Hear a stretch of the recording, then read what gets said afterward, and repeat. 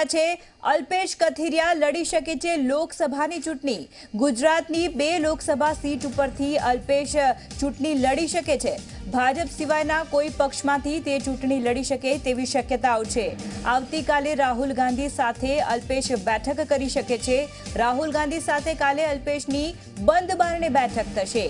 આવતીકાલે રાહુલ ગાંધી ગુજરાત આવવાના છે, તો રાહુલ સાથે અલ્પેશની આવતીકાલે બેઠક થઈ શકે છે। આજે બેઠક છે તે બંધ બારણે હશે।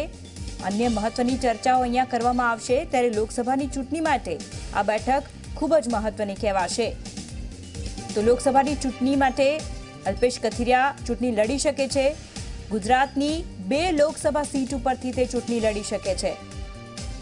અત્યારે બહાર આવ્યું છે કે ભાજપ સિવાયના કોઈ પણ પક્ષમાંથી તે ચૂંટણી લડી શકે છે। ત્યારે જોવાનું એ રહેશે કે તે કયા પક્ષમાંથી ચૂંટણી લડશે।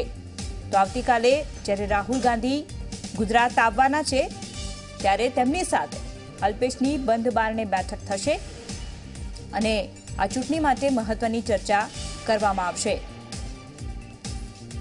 ચેતન પટેલ આ વિષય પર વાતચીત કરવા ફોન લાઈન પર જોડાઈ ગયા છે। જી ચેતન, જે પ્રકારે આવતીકાલે રાહુલ ગાંધી આવવાના છે ગુજરાતમાં અને અલ્પેશ કથિરિયા ચૂંટણી લડી શકે તેવી વાત બહાર આવી છે, શું કહેશો?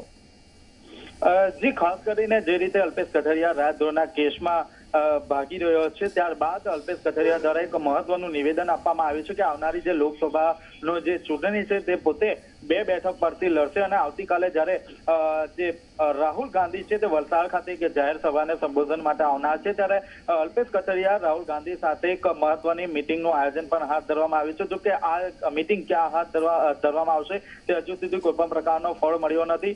મહત્વની વાત એ છે કે જ્યારે અલ્પેશ કથિરિયાએ એક વાત સ્પષ્ટ કરી છે કે ભાજપ સિવાય કોઈ પણ પક્ષમાંથી તે લોકસભાની ચૂંટણી લડશે, ત્યારે સમગ્ર રાજકીય જે માહોલ છે હવે ગરમાટો આવ્યો છે। જી આભાર ચેતન સમગ્ર માહિતી